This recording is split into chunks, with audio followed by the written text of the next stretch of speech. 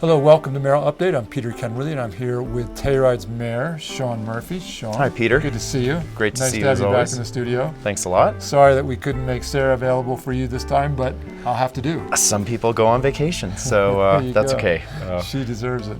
We'll just, yeah, we'll hope you're not as tough as she is. No, not at all. Not at all. Hey, it's a glorious time of the year. Certainly here is. In the Valley. And it's also that time of year when there's a lot of important things going on that may not seem necessarily mesmerizing to a lot of people, like the budget. Yes. Which I think we're going to talk about. I think that's a great way to kick it off. Yeah. We've had a series of 4 meetings now in the last 2 months where Town Council has gathered together either at Public Works Conference Room or during 2 regularly scheduled council meetings. And what we've done is sort of gone through on a fund by fund basis. So the general fund, which we always observe is funded mostly by sales tax and business license fees. The capital fund, which is funded primarily by real estate transfer tax. And then we have various enterprise funds. We have a water fund, we have a parking fund, things like that. So we've basically gone through, and what the process starts really with staff saying, these are the requests that we'd like to make for 2020, both from out of the general fund for these purposes and out of the capital fund in certain cases for other purposes. And a lot of this is based on both history and what they're projecting as their needs looking forward. Exactly. Based on special projects or special needs, whatever they may be. And we do a rolling 5-year sort of forecast anyway, so the department heads come up, like Parks and Work will say to us, hey, in 3 years from now, we're going to need to do a certain capital project, so let's put a placeholder there for that. So when we advance to that particular time period, then we have the hard conversation about, well, do we have the funds on hand? Can we, what don't we do if we want to complete this entirely, or phasing potentially of certain projects. So we start with the budget requests that are made by the various department heads. The manager brings that all to us and says, and usually this is the case, wow, we have projected revenue of X and we have requests of X plus Y. So how do we deal with the Y? Because Colorado, the municipal code here as well as the state statute says that we have to have a balanced budget every year. And so that in our case can involve from time to time spending down some reserves. That's not really but that's not really budgeting too much, but we do have the luxury of 20 to 30% reserves in most of our funds. So we've saved for rainy days, but this time of year, fall, as you've observed, not only is it the most stunning, beautiful, visually stimulating time. It's a great time to be sitting inside working on a budget. Yes, exactly. You can only stand maybe 4 times 3 hours at a time of talking through these things. So we've gone through and basically done the broad strokes trading and the balancing exercise within the capital fund and within the general fund and within these various enterprise funds. So on October 29th, the next town council meeting, we'll have an opportunity to then roll this out for the public to see. Here is the proposed budget for 2020, and people are welcome to make comments or offer their insights or tell us that our priorities might be a little different, or they prefer different priorities. So that exercise will occur on the 29th. Good. The next council meeting. So tell me this, what's the state of affairs financially for the town? It should be pretty good right now. The town's really doing pretty well. We budgeted very conservatively for 2019. For example, we thought we would bring in about $4.6 million for our from our real estate transfer tax. The reality is looking closer to $6 million. So this is another exercise we do. We call it the end year adjustments and the mid-year adjustments. So we'll actually in January of 2020 look back, see what hopefully was the excess, and then that might actually serve as the funding source for some of these projects that we've either decided to defer or that we've decided, gosh, we can do this so much of the particular project, maybe we can do it all. So are there some of those kind of bigger projects that you think you're going to be able to accelerate because of the state of I would say not necessarily accelerate. So we're looking at some significant water infrastructure improvements. We always are. So our biggest single item in the water fund, for example, is a $540,000 expenditure because we've got certain infrastructure that's failing at Mill Creek at one of our water treatment plants. We also have a longer term capital need above Bridal Veil Powerhouse up to Blue Lake. There are pipes there that are compromised and that haven't been replaced for decades and decades, like far older than we are. perhaps even combined. So we're looking to be responsible, but at the same time, you know, for example, in that context of replacing the pipe, the supply pipe coming down from Blue Lake and Lewis Lake down to Bridal Veil, that's a cost-sharing exercise with the Telluride Mining Company. Mm-hmm. Sometimes we don't have as much control over timing. We just are told, this is your share and this is the time. Mm-hmm. So we need to scramble and we need to prepare. So next year is one of those years where they're planning some rather heavy infrastructure improvements. Mm-hmm. It's probably about a $300,000 bill for the town.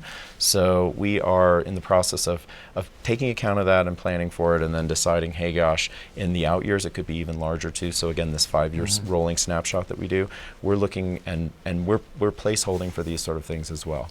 But exciting wise, the most exciting user-friendly thing in the budget this year is likely, or will be, assuming that we adopt this budget, is a $2.1 million expansion of the pavilion. Right, I'd heard about that. Maybe you could give us a little bit of background here, because not everybody necessarily knows the history of the pavilion and how it's developed, and now this new proposal to develop it further. Sure. Well, you might remember when it was first built, it wasn't covered. Right. And so we got partly a Great Outdoors Colorado grant for that, which then was clawed back when we decided that we needed to enclose it for the use that it currently serves.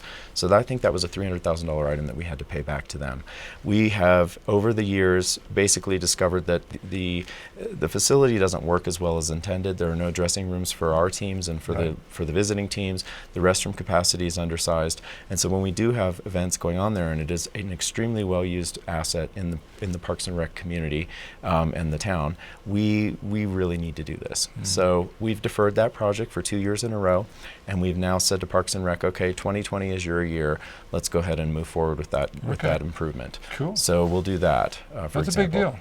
Right, but other big items, those are capital fund things, these water infrastructure improvements, these Parks and Rec improvements. On the general fund side, we have about a $12 million budget, and about $7 million of that is labor. So that's actually not bad for communities. That's like a 55% ratio. So most sort of communities have range. 2/3 is the average. Okay. So Well, we good. are conservative, and we sort of we don't have to pay as much in terms of relative share of the budget on that side, for example. But all in all, it's an opportunity on the 29th for us to sit there, take a final look at this, and then again in January of 2020, we'll look back and decide what excess revenue we might have collected, both from sales tax and from real estate transfer tax, and that can help backfill or jumpstart other projects that we have deferred at the moment. Well, good. Sounds like you have it. It's really well in not that control. exciting, but it's a necessary thing. Our charter requires us to adopt a budget for the following year by December 1st of each year. So we are following that course. Yeah, good. Well, it figures into planning generally anyway, so it's an important thing. Exactly. And sort of on that phase in terms of like acquisition of other assets, we at the last meeting, the October 1st meeting of Town Council, we actually went public with our plan to spend about $640,000 of the $4 million open space fund, dedicated fund, to acquire 3 parcels. One of them is out by Mill Creek, which will actually help us with Mill Creek's sort of operation and expansion. The other 2 are Forest Service in holdings that we acquired. All this is being acquired from the San Miguel Conservation Foundation. And so our hope is that the town will be in a position then to take 2 of these other assets, these in holdings, and one day trade them with the Forest Service in order to expand the Bear Creek Preserve or other segments that are contiguous to town. Okay, cool. Strategic. So it is. It's a long-term plan, and it's a modest expenditure to basically set us up for some good future outcomes. Okay. And of course, it's that time of year when we're getting ready for a mayoral election. There is an election, And I not know just that the there mayoral are- election, not but just 2 the mayoral. council seats as well. 2 council seats as well. And I know that there are some events planned. In fact, there's one for tonight. This is being taped on the 15th. And tonight there's a forum or a debate. There's a forum. They're calling it a candidate forum. Candidate so both forum. the mayoral candidates, Right. all 3 candidates for the 2 open mayoral, all 3 candidates for the 1 open mayoral seat, and then all 3 candidates for the 2 open town council seats. Okay. Good. So the election, as we know, is November 5th, so it's actually 3 weeks from today. Ballots should be mailed by the county no later than Friday, October 18th, and then you can expect in your mailbox this weekend a ballot. So if you were to either attend the October 15th thing or basically go back to CODA's archive, there was a off-the-record mayoral forum on October 8th that you can find under News, Off the Record, and then I believe they'll probably put this under News tonight. But this is a Progressive Women's Caucus and Sheep Mountain Alliance joint candidate forum. Right. So that'll be tonight, and then on October 30th, there'll be a 3rd forum. That one, I believe, is sponsored by the Telluride Association of Realtors. Yes, it is, and Telluride TV will actually be streaming that one. So great. So I guess we can, if you're not able to attend live or have missed one of the prior ones, then you can go back to either Telluride TV's archive or CODA's archive or the town website, and you can be guided appropriately. And one thing I wanted to mention that's very interesting about this year's mayoral election is that it is a ranked choice voting system, which was a citizen-initiated ballot back in It was 2008. 2008 for the ensuing 3 Correct. elections, I think, in the event that there are more than 2 candidates. Exactly. How do you figure out the runoff? How do you figure out the winner?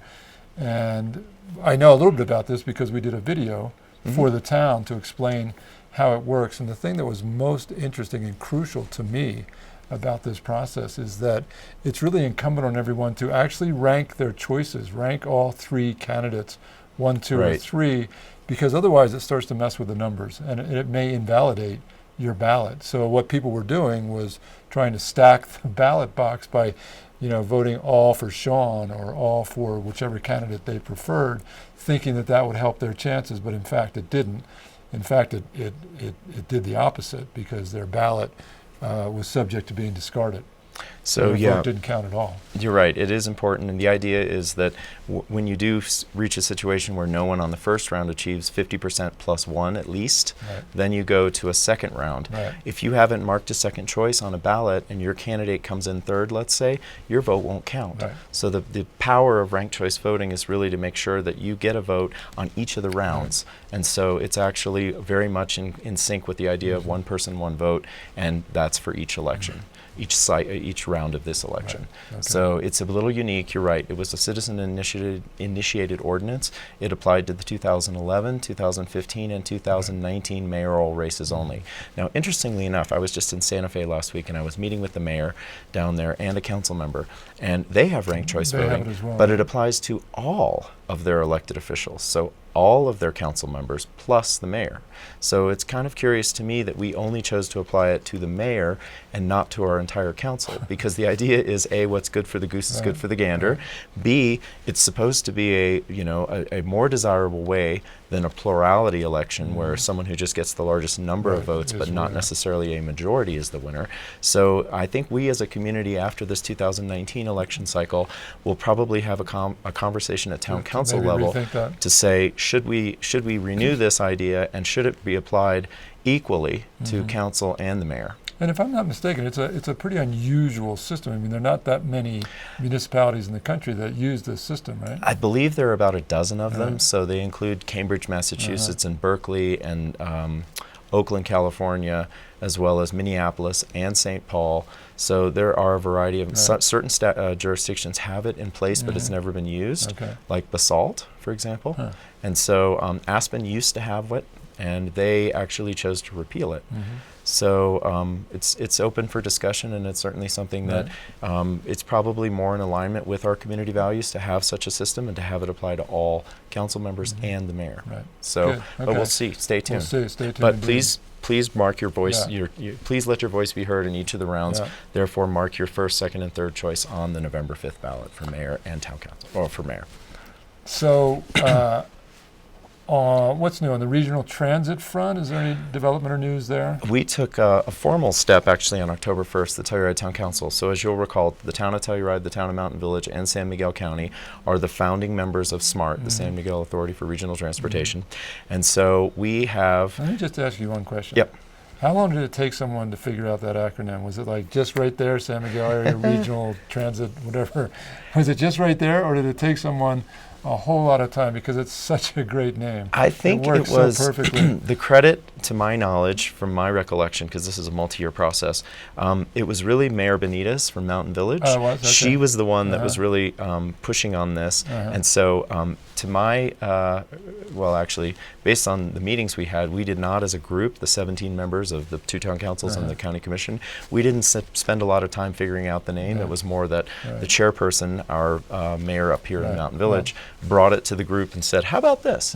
So I can't answer the question. It works very well, just as an aside. It is good, and it's a good pun for everything else. Exactly. But so just like, our model for this entire SMART experiment was, or this Regional Transportation Authority, was the Aspen Pitkin County model, where in 1980 the town of Aspen, the city of Aspen, and Pitkin County got together and said, let's start something small, let's combine transit within this region, let's also then approach Aspen Skiing Company, which they did in those days, and within a few years they were able to get Aspen Skiing Company to start contributing to RAFTA, their Roaring Fork Transit Authority.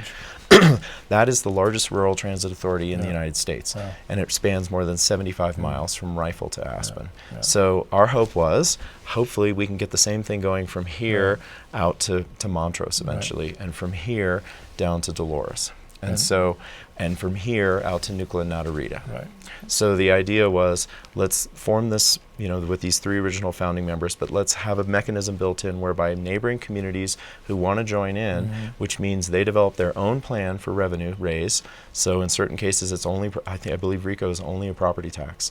And the town of Telluride, the town of Mountain Village, and the eastern part of San Miguel County said, hey, we want a mix of revenues. We want a 1/4-cent sales tax plus a 3/4 mil property tax.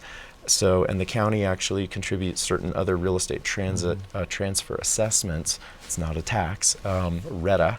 The county gives a certain RETA portion from transactions in El Tesoro, for example, to this regional transit authority. So it's kind of, each member can pick and choose what his or her preferred funding source is, but someone needs to come to the table. Each jurisdiction comes to the table with some sort of level of funding.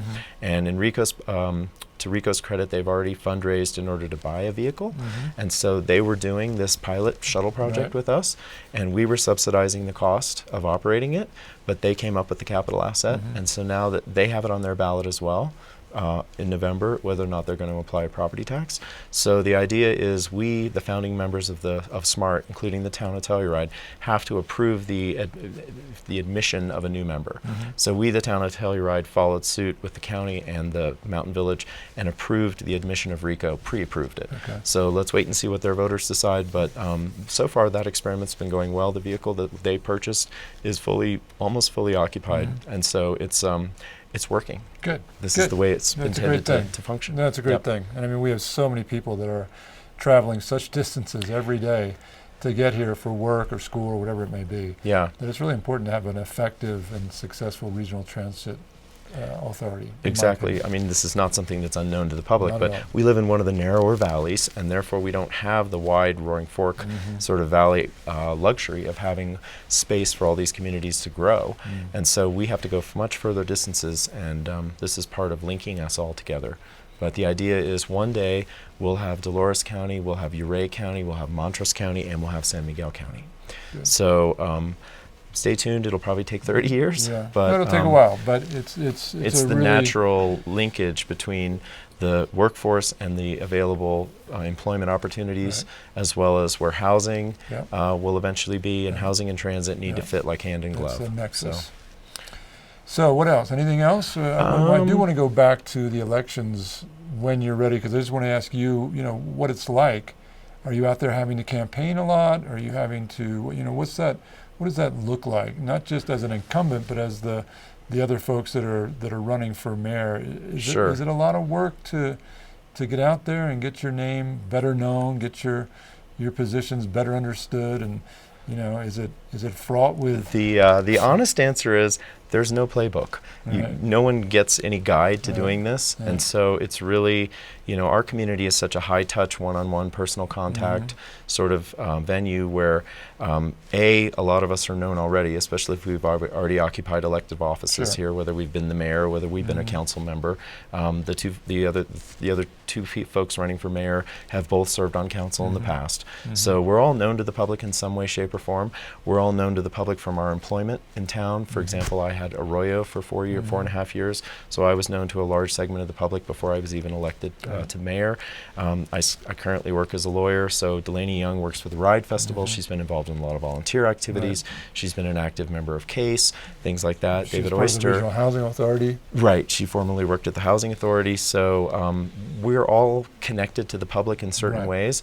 Mr. Oyster, I can't really speak to his connectivity as much because I believe his career was mostly in Los Angeles, and so his sort of retirement phase. He's a filmmaker and has a lot of experience in that connection as it relates to Telluride as well. And he's been around a lot. I mean, he's been here for a long time, so he has a reasonable profile. It's, there are, for example, 4 years ago, there were 4 debates, or fora, the fourth one being a Rotary Club fora. And actually Rotary and TAR were together 4 years ago. It was, who was it? Sheep Mountain Alliance did a separate one. That's right. Progressive Women's Caucus did a separate one from Sheep Mountain Alliance. This year And they're now combined. this year that's combined. So anyway, there are at least 3 to 4 on average opportunities for the public to either attend live, ask questions by calling in on the radio. For example, the Kodo Off the Record Forum was designed to be a call-in show the entire hour. And so we did have several callers that availed themselves of that opportunity. The Progressive Women's Caucus and the the TAR fora will be something where there'll be questions that the moderators have already asked, and I think they will allow a limited opportunity for questions from the public at the end.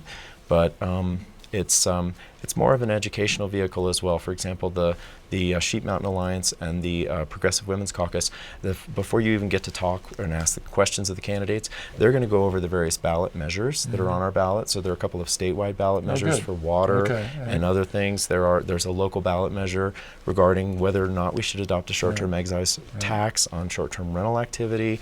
There's also a wastewater treatment bond, revenue bond, that's on the ballot as well, where the town of Telluride is asking voters whether or not we're allowed to raise $7.3 million toward a multi-million dollar wastewater treatment expense, but to make certain improvements in the next 2 to 5 years that are things we can't wait on, that the state is mandating at this point. So there'll be an educational overview as well as then the personalities we'll play in. But there's really no other than just individual gatherings. 4 years ago when I was running, for example, I used my Arroyo platform in order to welcome small groups into my business, like the hour before I would open. This year I don't have that luxury, so I've had a number of locals who've done small in-home gatherings for me, as well as I tend to be out and about a lot, so I'm probably out 3 to 5 nights a week, so I tend to interact with people on that one-on-one basis, and I think it's no different for either of the other 2 mayoral candidates. Some of us have gone bigger in terms of producing signage, or for example, I've produced a number of yard signs. Delaney Young has been advertising every publication date in the planet. So we're using local media outlets, as well as I think Mr. Oyster has availed himself of a lot of the public commentary portions of the Kodo schedule in order to get his message out that way. So like I said, there's no real defined playbook. There's no polling in this town. You have no clue how you're doing. It's just all, you have to hold your breath and wait. And we're not yet into big money politics. So I don't think so. No, when I spoke to the mayor of Santa Fe last week, he raised almost $200,000 for his race, and he is a full-time strong mayor. And I believe his salary is about $130,000. So it's kind of stunning that you raise that much to have a job that pays that relatively little. Now, of course, the mayor of Telluride makes $18,000 a year, so there's a disparity there too. But anyway, I think when it comes down to it, I don't think it matters how much money you spend. It matters how connected you are.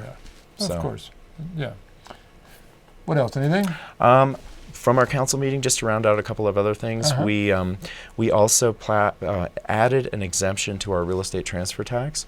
So we have 22 existing exemptions for things like, medical supplies, pharmaceuticals, other certain exemptions. We added an exemption from real estate transfer tax to local nonprofits who are willing to, if they're in the process of purchasing free market property, so non-deed restricted property, if they're willing to put a deed restriction on that property that allows for public use or public access in perpetuity for the property, we have basically said, okay, we will exempt you from the 3% real estate transfer tax. That makes sense. And so it does. And it's a quid pro quo, not to drift into national conversations that we don't like very much, but it's you get something in exchange for something else. So the town is giving you a tax break or abating the tax in exchange for you, the buyer, a local nonprofit, placing a public use requirement on this property. So we'll see how it works in practice. It's open to any local nonprofit, so it's not geared toward one or a small subset. So we're hoping that this will also help our nonprofits and give them, the support we need. And back to the budget, we are a very unique community in that we give almost 5% of our revenues to local community organizations. So like most. Yeah. So they're worthy beneficiaries, and there are, I think, 43 applicants for this next round for next year. So we'll see what happens, but there are not many communities that basically do, here's a set aside of our revenues, and we will let the community, a board of community members, allocate those resources as they are needed or as they're deemed needed. Yeah, no, So it's unusual and wonderful. it's one of the nice reasons to live here. For sure. Because we certainly have incubated certain other great community activities and other special events by having that level of support. So that too is in the 2020 budget, and so we're freezing it at the 2019 level. But other than that, these organizations can expect that they will have some funding available for next year as well, which is a good thing. That really rounds out the October 1st council meeting.